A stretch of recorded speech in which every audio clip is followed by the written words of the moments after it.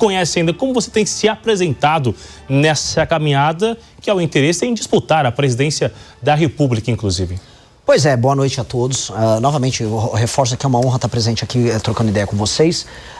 Eu sou o Renan Santos, eu tenho 42 anos de idade, eu sou natural aqui de São Paulo, do bairro da Moca, filho de um advogado, filho de uma psicóloga. Fiz faculdade de Direito na USP, não terminei, resolvi ser empresário. Toquei minha vida em muitas áreas, empreendi, vi todas as agruras que é trabalhar, tentar criar emprego aqui no Brasil. E em 2013 vi aquelas famosas manifestações, as jornadas de junho, vi o início de uma luta anticorrupção fervilhar no país, me envolvi com aquilo, tomei parte. Em 2014, fundo o Movimento Brasil Livre, lideramos as manifestações que derrubaram o governo Dilma Rousseff, apoiamos naquela época a Operação Lava Jato e nos tornamos, vamos dizer, um instrumento de pressão naquilo que a gente considera errado, seja corrupção, seja posturas erradas, gastos públicos estúpidos, uma agenda de leniência no combate ao crime organizado.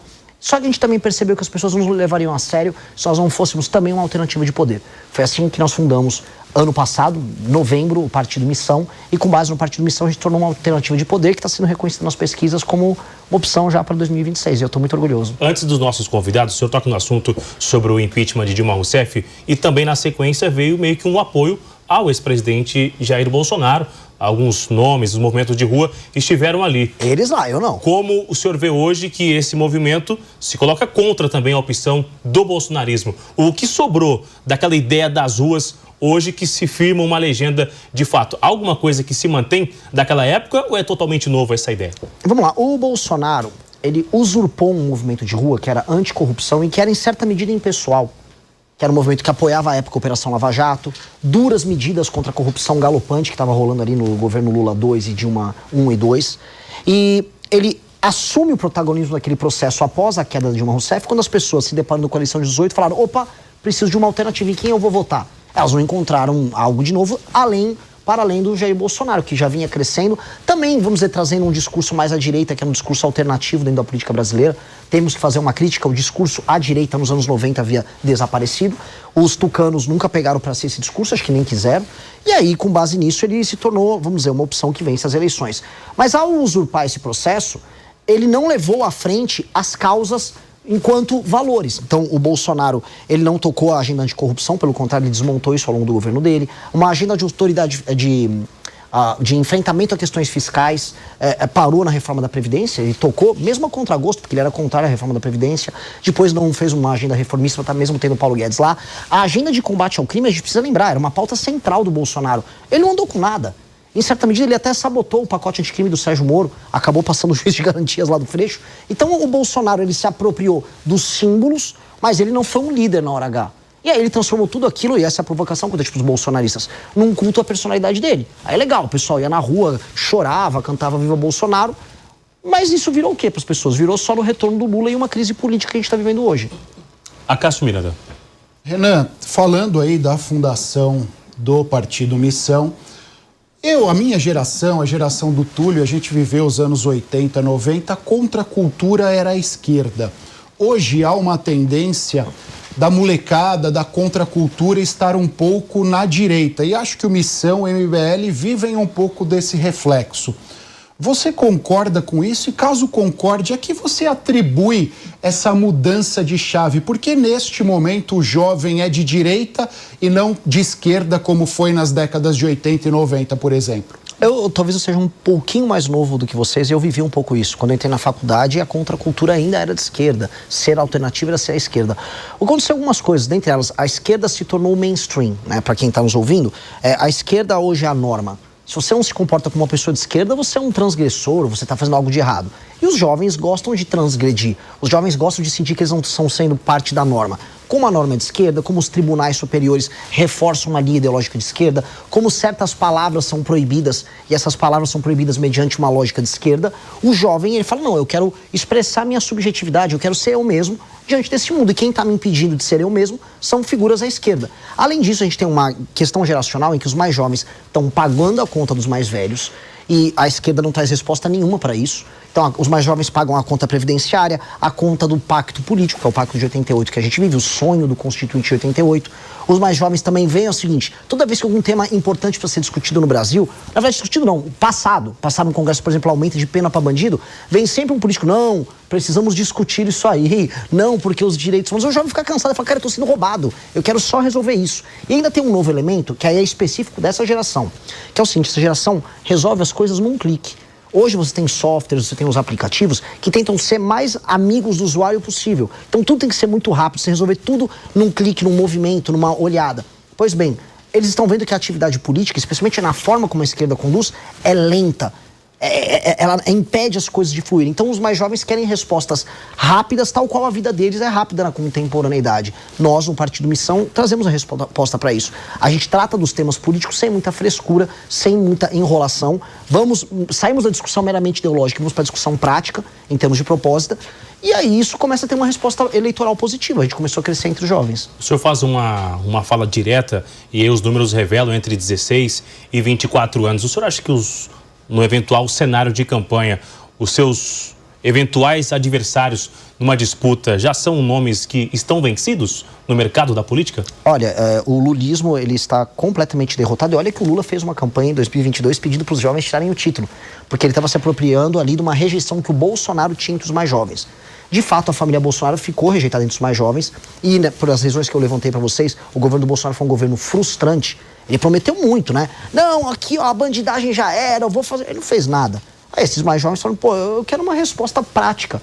Então, se você perguntar para um lulista ou para um bolsonarista qual a resposta, por exemplo, para a vida de uma pessoa que mora numa favela controlada pelo tráfico, não haverá resposta nenhuma. Do Lula, inclusive, a resposta que veio vai ser uma linha, olha, temos que ver isso aí. O Lula estava agora nos Estados Unidos, inclusive, defendendo, em alguma medida, o Comando Vermelho. Tá? A conversa dele estava um tanto quanto estranha. Do bolsonarismo é apenas a inoperância. Não consigo fazer, culpa do STF. E aí o jovem fala, tá, eu continuo morando na favela, o crime continua mandando aqui, alguém me deu uma resposta. A gente está trazendo essas respostas, essas discussões. E a gente começa a responder essa ansiedade de uma mudança. E na verdade a gente precisa ser ansioso com a mudança. O Brasil está ficando para trás muito rápido. Doutor Linazza, por favor. Boa noite, Bruno. Boa noite, Renan. Boa noite aos meus colegas de bancada qualificada hoje aqui.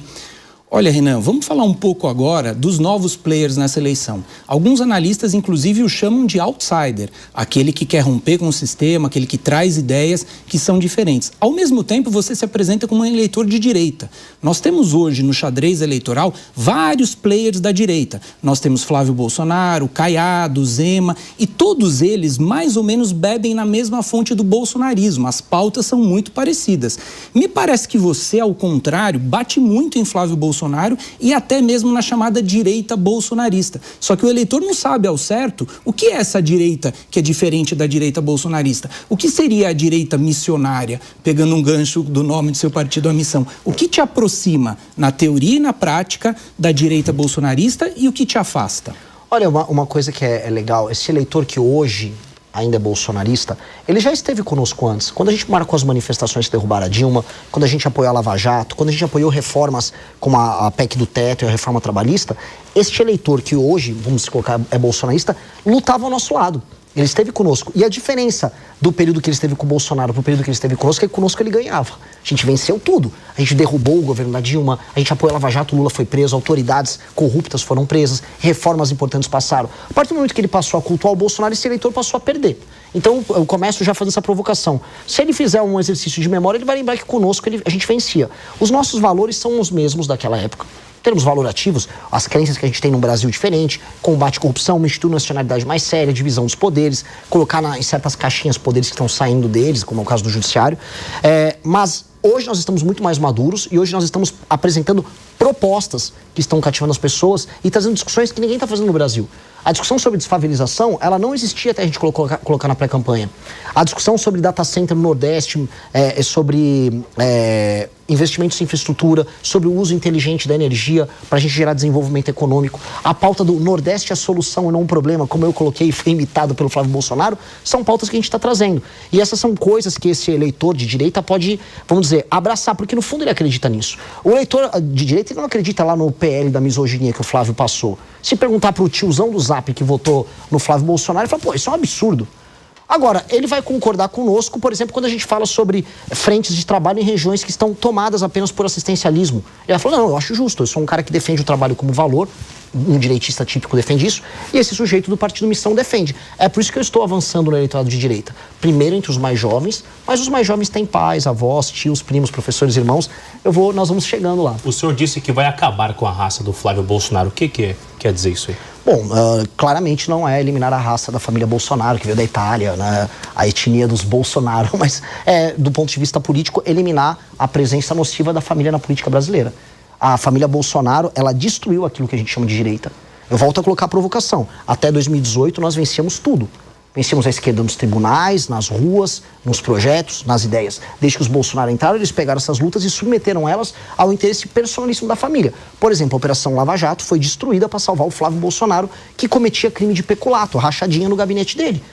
Então, toda vez que a gente se vinculou a essa família, infelizmente eu preciso colocar essa família maldita, a gente perdeu. A ponto do Lula, que estava preso. A gente precisa se lembrar, o Lula estava preso e ter voltado ao poder. E aí, agora a gente fica nessa situação com o nosso país destruído, e aí vem o filho... Desculpa falar isso aqui, envolvido no escândalo de corrupção da rachadinha, que é o Flávio Bolsonaro, que até agora, pelo menos no horário que a gente está gravando o programa, não assinou a prorrogação da CPI do crime organizado, que está rolando no Senado. E aí esse cara tem que falar que nós temos que nos submeter a ele? Esse cara tem que sair da frente, o Brasil precisa andar. Assim como o Lula precisa simplesmente, vai tocar a vida dele, vai dar milho pra pombo, sabe? O Flávio Bolsonaro tem que fazer a mesma coisa, para de atrapalhar o nosso caminho. Renan, agora me fala uma coisa, então, em relação à sua diferença com os bolsonaristas. Você é a favor ou contra o PL da anistia geral, ampla e restrita? Ou você é a favor da dosimetria? Ou de nada disso? Enfim, essa é uma pauta que não tem como você fugir nesse momento. Não tenho e jamais fugimos. O nosso deputado federal, Kim Kataguiri, ele é favorável ao PL da dosimetria. Porque a gente acredita em uma coisa, por mais que, haja vícios formais, e qualquer um que vem do campo do direito sabe que houve vícios formais no processo como um todo que envolve aquelas pessoas, e o próprio Jair Bolsonaro, há também o cometimento do crime. Aquelas pessoas não estavam passeando, olha, estou aqui num domingo, vim entrar no Palácio do Planalto, né? Vim montar um acampamento dentro do STF. Aquelas pessoas praticaram um crime. E se fosse o STF cometendo esse crime, todo mundo falaria que essas pessoas tinham que estar presas.